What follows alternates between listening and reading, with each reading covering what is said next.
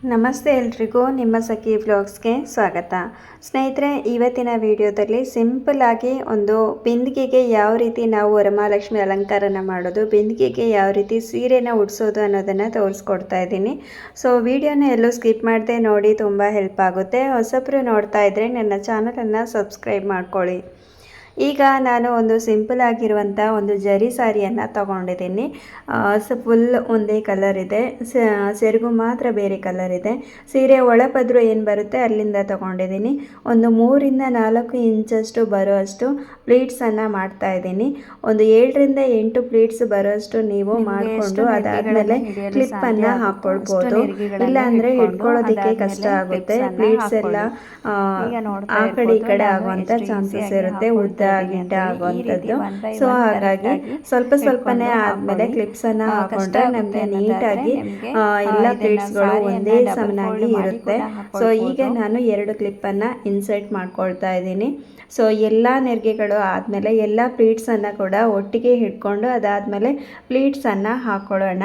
ಈಗ ಫುಲ್ ಸಾರಿ ಬಾಡಿ ಬರೋಂಥ ನೆರಿಗೆಗಳು ಎಲ್ಲ ಪ್ಲೀಟ್ಸ್ ರೆಡಿಯಾಗಿದೆ. ಈಗ ಸೆರಗನ್ನು ಪ್ಲೀಟ್ಸ್ ಮಾಡ್ಕೊಳ್ಳೋಣ.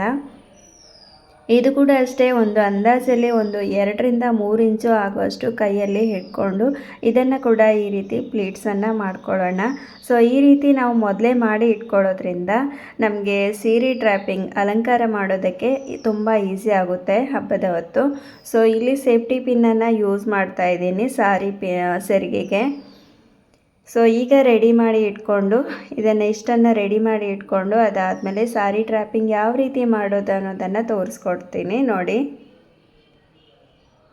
ಒಂದು ಟೇಬಲ್ ಮೇಲೆ ನಾವು ಯಾವುದಾದ್ರೂ ಒಂದು ಕ್ಲೀನಾಗಿರುವಂಥ ಒಂದು ವೈಟ್ ಪಂಚೆ ಇರ್ಬೋದು, ಅದನ್ನು ಹಾಕ್ಕೊಂಡು ಅದರ ಮೇಲ್ಗಡೆ ಒಂದು ಮಣೆನ ಇಟ್ಕೊಂಡಿದ್ದೀನಿ. ಮಣೆಗೆ ಒಂದು ವೈಟ್ ವೇಲನ್ನು ಸುತ್ತಕೊಂಡು ಇಟ್ಟಿದ್ದೀನಿ. ಅದಾದಮೇಲೆ ಈಗ ಬಿಂದಿಗೆ ತಗೊಂಡಿದ್ದೀನಿ, ಒಂದು 3/4 ಭಾಗದಷ್ಟು ನೀರನ್ನು ಹಾಕ್ಕೊಂಡಿದ್ದೀನಿ. ಮತ್ತು ಇವಾಗ ಮಿಡ್ಲ್ ಪಾರ್ಟ್ ಏನು ಬರುತ್ತೆ, ಮಿಡ್ಲ್ ಪಾರ್ಟ್ 2 ಸೈಡ್ ಈಕ್ವಲ್ ಆಗಿ ಬರೋ ಥರ ನೆರಿಗೆಗಳನ್ನು ನಾವು ಕರೆಕ್ಟಾಗಿ ಹಾಕ್ಕೊಳ್ಬೇಕು. ಈ ರೀತಿ ನೆರಿಗೆಗಳನ್ನು ಹಾಕ್ಕೊಂಡು ಅದಾದಮೇಲೆ ಹಿಂದ್ಗಡೆ ಕೋಲನ್ನು ಕಟ್ಟಿ ಇಟ್ಕೊಂಡಿರಬೇಕು. ನಮಗೆ ಸೆರಗನ್ನು ಹಾಕ್ಕೊಳ್ಳೋದಕ್ಕೂ ಈಸಿ ಆಗುತ್ತೆ. ಮತ್ತು ಈ ರೀತಿ ನಾವು ಫುಲ್ ಆ ಕಡೆ ಈ ಕಡೆ ಈಕ್ವಲ್ ಆಗಿ ಹಾಕ್ಕೊಳ್ಳೋದಕ್ಕೂ ಕೂಡ ಈಸಿ ಆಗುತ್ತೆ. ಮತ್ತು ಕೋಲನ್ನು ಕಟ್ಕೊಂಡಿದ್ರೆ ನಮಗೆ ಹಾರ ಹಾಕ್ಕೊಳ್ಬೋದು, ಹೀಗೆ ಹೆಲ್ಪ್ ಆಗುತ್ತೆ ನಮಗೆ. ಸೊ ಈ ರೀತಿ ನಾವು ಈಕ್ವಲ್ ಆಗಿ ಹಾಕ್ಕೊಂಡು ಎಲ್ಲ ನೆರಿಗೆಗಳನ್ನು ಈಕ್ವಲ್ ಆಗಿ ಬರೋ ಥರ 1 by 1 ಲೇಯರ್ ಬರೋ ಥರ ನೆರಿಗೆಗಳನ್ನು ನಾವು ಜೋಡಿಸ್ಕೊಳ್ಬೇಕಾಗುತ್ತೆ ನೀಟಾಗಿ. 2 ಕಡೆ ಸಮನಾಗಿ ನೆರಿಗೆಗಳನ್ನು ನೀಟಾಗಿ ಈ ರೀತಿ ಜೋಡಿಸ್ಕೊಂಡು ಅದಾದಮೇಲೆ ನಾವು ಸೊಂಟಪಟ್ಟಿಯನ್ನು ಕಟ್ಟೋದ್ರಿಂದ ತುಂಬ ನೀಟಾಗಿ ಕಾಣುತ್ತೆ. ಮತ್ತು ನೆರಿಗೆಗಳು ತುಂಬ ಇರೋದ್ರಿಂದ ಜೋಡಿಸ್ಕೊಳ್ಳೋದಕ್ಕೆ ಸ್ವಲ್ಪ ಟೈಮ್ ಹಿಡಿಯುತ್ತೆ. ನಿಧಾನವಾಗಿ ನೋಡಿಕೊಂಡು ರೈಟ್ ಸೈಡ್ ಅಂದರೆ ಮಿಡ್ಲ್ ಭಾಗದಿಂದ ಲೆಫ್ಟ್ ಸೈಡ್ ಬರೋ ಥರ ನೆರಿಗೆಗಳನ್ನು ನಿಧಾನವಾಗಿ ನಾವು ಸೆಟ್ ಮಾಡ್ಕೊಳ್ಬೇಕಾಗುತ್ತೆ. ಎಲ್ಲನೂ ಸ್ಟ್ರೈಟಾಗಿ ನೆರಿಗೆಗಳನ್ನು ಹಿಡ್ಕೊಂಡು ಸ್ಪ್ರೆಡ್ ಮಾಡಿಕೊಂಡು ಅದಾದಮೇಲೆ ನಾವು ಸೊಂಟಪಟ್ಟಿಯನ್ನು ಹಾಕ್ಕೊಳ್ಬೇಕಾಗುತ್ತೆ. ನೋಡ್ತಾ ಇರ್ಬೋದು, ತುಂಬ ನೆರಿಗೆಗಳಿದೆ. 1 by 1 ಬರೋ ಥರ ಫುಲ್ ಮಿಡ್ಲಿಂದ ಲೆಫ್ಟ್ ಸೈಡ್ ಬರೋ ಥರ, ಹಾಗೆ ಮಿಡ್ಲಿಂದ ರೈಟ್ ಸೈಡ್ ಬರೋ ಥರ ನೆರಿಗೆಗಳನ್ನು ನೀಟಾಗಿ 1 by 1 ಸ್ಪ್ರೆಡ್ ಮಾಡಿಕೊಂಡ್ರೆ ತುಂಬ ಚೆನ್ನಾಗಿ ಕಾಣುತ್ತೆ. ತುಂಬ ಬ್ಯೂಟಿಫುಲ್ಲಾಗಿ ಲಕ್ಷ್ಮಿ ಅಲಂಕಾರವನ್ನು ಮಾಡ್ಬೋದು.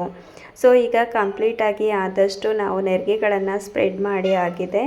ಈಗ ಸೊಂಟಪಟ್ಟಿಯನ್ನು ಹಾಕ್ಕೊಳ್ಳೋಣ ಇದಕ್ಕೆ. ಹಾಗೆ ಬಿಂದಿಗೆ ಒಳಗಡೆ ನಿಮ್ಮ ಕ್ರಮಾನುಸಾರ ಯಾವ ಥರ ಇದೆಯೋ, ನೀರು ಬೇಕಿದ್ದರೆ ನೀರನ್ನು ಹಾಕ್ಕೊಳ್ಳಿ, ಮತ್ತು ಅಕ್ಕಿ ಬೇಕಿದ್ದರೆ ಅಕ್ಕಿಯನ್ನು ಹಾಕ್ಕೊಳ್ಳಿ. ನಾನು ಸ್ವಲ್ಪ ಮಾತ್ರ ಈಗ ವಿಡಿಯೋಗೋಸ್ಕರ ಒಂದು ಸ್ವಲ್ಪ ನೀರನ್ನು ಹಾಕಿ ಇಟ್ಕೊಂಡಿದ್ದೀನಿ. ಸೊ ಹಬ್ಬ ಮಾಡಬೇಕಾದ್ರೆ ಕ್ರಮಾನುಸಾರ ಯಾವುದನ್ನು ಹಾಕಬೇಕು ನೋಡಿಕೊಂಡು ಹಾಕ್ಕೊಂಡು ಮಾಡಿದರೆ ಆಯಿತು. ಮತ್ತು ನೆರಿಗೆಗಳನ್ನು ನೀಟಾಗಿ ಈ ಥರ ಸ್ಪ್ರೆಡ್ ಮಾಡಿಕೊಂಡು ಕೆಳಗಡೆ ತುಂಬ ನೆರಿಗೆಗಳು ಫೋಲ್ಡ್ ಆದಾಗೆ ಕಾಣ್ತಾ ಇದ್ದರೆ ಹಿಂದ್ಗಡೆ ಸ್ವಲ್ಪ ಎಳೆದು ಅಲ್ಲಿ ಕ್ಲಿಪ್ಪನ್ನು ಹಾಕ್ಕೊಂಡಿದ್ದೀನಿ. ಅದಾದಮೇಲೆ ಇವಾಗ ಸೊಂಟಪಟ್ಟಿಯನ್ನು ಹಾಕ್ಕೊಳ್ತಾ ಇದ್ದೀನಿ. ನೋಡ್ತಾ ಇರ್ಬೋದು, ತುಂಬ ನೆರಿಗೆಗಳು ಬಂದಿರೋದ್ರಿಂದ ತುಂಬ ಚೆನ್ನಾಗಿ ಕಾಣುತ್ತೆ ಅಲಂಕಾರ, ಲಕ್ಷ್ಮಿ ಅಲಂಕಾರ. ಸೊ ಇವಾಗ ಯಾವುದೇ ಒಂದು ಒಡವೆ ಇರ್ಬೋದು, ಸರ ಇರ್ಬೋದು, ಅದನ್ನು ನಾವು ನೀಟಾಗಿ ಇವಾಗ ಹಾಕ್ಕೊಂಡು ಅದಾದಮೇಲೆ ಕಳಶವನ್ನು ಇಡೋಣ. ಹಾಗೆ ಸೊಂಟ ಪಟ್ಟಿಯನ್ನು ಕಟ್ಟಿದ ಮೇಲೆ ನಮಗೆ ನೆರಿಗೆಗಳು ಇನ್ನೂ ನೀಟಾಗಿ ನಿಲ್ಲೋ ಥರ ಮಾಡ್ಬೋದು.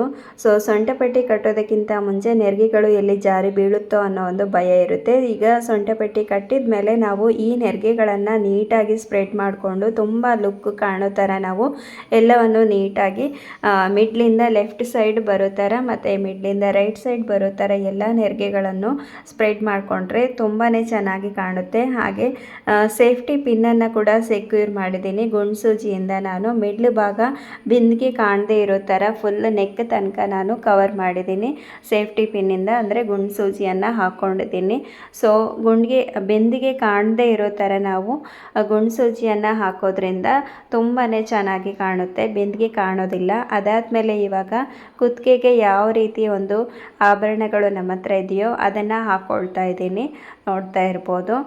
ಹಾಗೆ ಕಳಶವನ್ನು ಇಟ್ಟು ಅದಾದಮೇಲೆ ಲಕ್ಷ್ಮಿ ಮುಖವಾಡ ಏನಿದೆ ಮುಖವಾಡನ ಕೂಡ ಹಾಕ್ಕೊಳ್ತಾ ಇದ್ದೀನಿ.